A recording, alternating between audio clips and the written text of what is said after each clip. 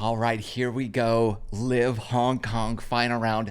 Don't tell me you don't like a comeback story. Don't say it. Don't say we all like a comeback story. Now, I'm not going to say Anthony Kim is Seabiscuit and he's going to win everything, but today was a good day. I called it. Not only did I call early LIV, I said they should go after AK. I called it. I was the first one to call Anthony Kim coming to LIV Golf. We covered it like no other. And I'm staying up all night. It's like 4:30 in the morning. I've been up all night. I can't even sleep. I'm so jazzed. I'm so excited. I knew today would be good. So let's get into it. You already know. I don't even know who wins. Look, it's still on. We're going to have a playoff answer, kind of whatever. It doesn't matter. Let's get into LIV Golf Hong Kong at the Hong Kong Club. Here we go. Abraham Answer is the leader when we start. Currently at the beginning is 15 under par, has yet to make a bogey after 2 rounds, and is being chased by Eugenio Chikara and Harold Varner, both at 10 under. Then we have Rahm, Cam Smith, and Stenson at 9 under. And at +8, our featured player of the day, Anthony Kim, who shot his best round on LIV Golf yesterday, shooting a +272. And he's playing again today with Phil Mickelson and Hudson Swafford. I played with Hudson Swafford in a Pro-Am with Harold Varner. The dude's an awesome guy. And unfortunately, he had some injuries. Whatever. He's come back. He's ready to rock. Let's just say that Hong Kong sure knows how to kick things off. And I do appreciate the comments and insights from all of you with yesterday's video. Thank you very much. Who's going to take home the victory today? We don't know. And will Anthony Kim shoot? Well, he's going to shoot his first round under par. We already know based on the thumbnail title. He goes under par today, and it's going to be good. I called it yesterday.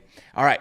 He rips an iron off the 15th starting hole. Looks like a lot of crowds here in Hong Kong as we look at Rahm and Cam walking down the first hole. AK looking to get off to a solid start here as he gets more and more comfortable in competition. And, well, I guess the sand is as good as place as any for him since he's been there a lot. Let's just face it.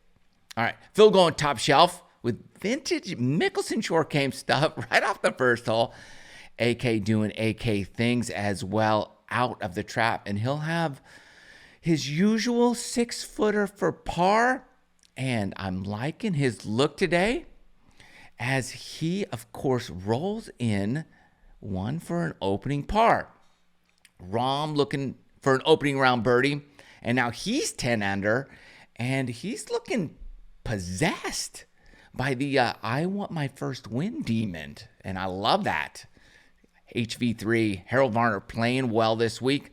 And he'd like to give Answer a run for his money. And he'll have a look here on the first hole. AK fired away from the fairway on the 16th hole and hits a peach right in there. I love it.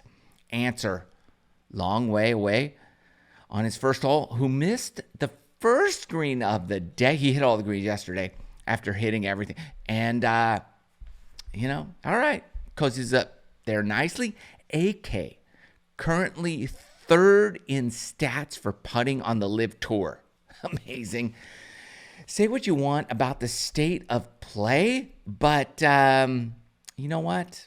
To be in the top 3 in putting where he's been, it's incredibly impressive.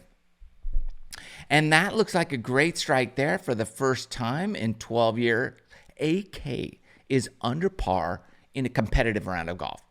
The biggest challenge for him has been his ability to follow up good holes with more good holes. Joaquin Niemann, arguably one of the best players in the world right now on the par 3, and that's an ace. He spiked his golf club.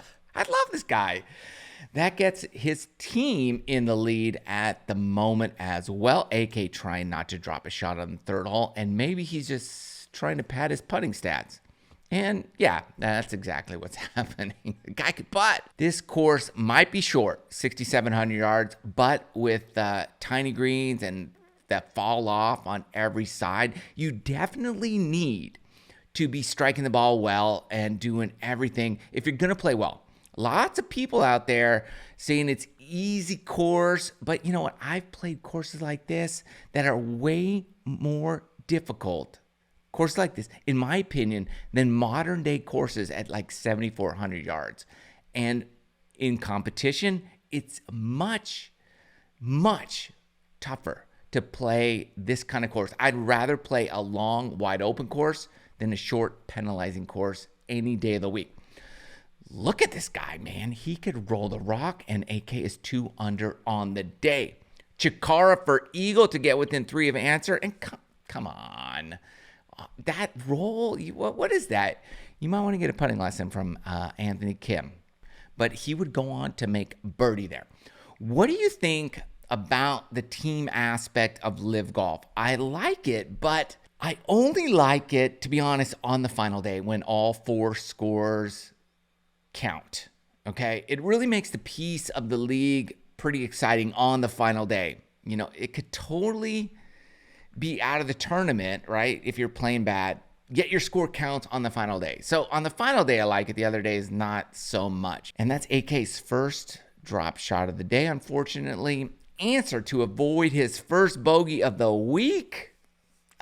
No. All right, he might be getting a little tight out here. That's for sure. How would you like to putt like AK? This guy has freedom in this area of the game. Like, there's literally zero fear. He just goes for everything. That's worth its weight in gold. Let me know your thoughts on this. A lot has been talked about signature events on the PGA Tour.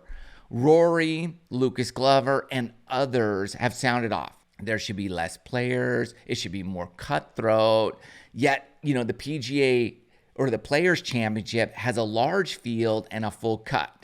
You know, they make all these changes to compete with LIV. And what they're doing, here's my thought. Why can't the PGA Tour just go after a different audience? Maybe the audience who likes to watch golf, take a nap, and watch majors. Nothing wrong with that. Why do you have to chase a new audience? After all, it is possible that the new audience will eventually make its way to your product. I think there's plenty of views out there to go around. That's kind of the YouTube mindset.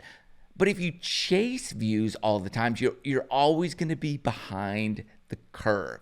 And let's be honest, if you just get rid of the playing through commercials on the PGA Tour, things would be a lot better. Some people were commenting as well that someone more deserving of a wild card spot other than AK should be able to play here in this tournament. Who's more deserving? The dude was a Ryder Cup star. He beat Sergio Garcia in singles match and is currently has one of the best rounds on the course. So you tell me, who would you give that spot to? Who would you give this spot to? Comment below. People also said I should apologize to Victor Hovland.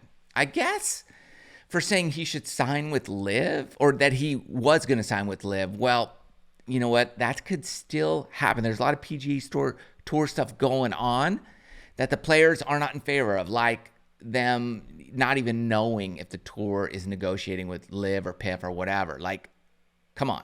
He still might come over, which so far has not happened, but it still might. And I don't think LIV versus PGA is hurting golf, to be honest. I think there are just two different products for different viewers, right? Not everyone likes the same thing. So, think of it this way. You could have, different recipes for the same product. And that's just fine. It just appeals to different people. Nothing wrong with that. Here's an idea for the PGA Tour. Instead of giving the players more and more money, how about giving the viewers less and less commercials? You're welcome. That's a free idea for you, PGA Tour. I got a lot more. What are your thoughts? Comment below. Tell me what we need. Because I don't mind two different leagues. It's two different products for two different people. It might be time, it is, for people to realize that AK is something special.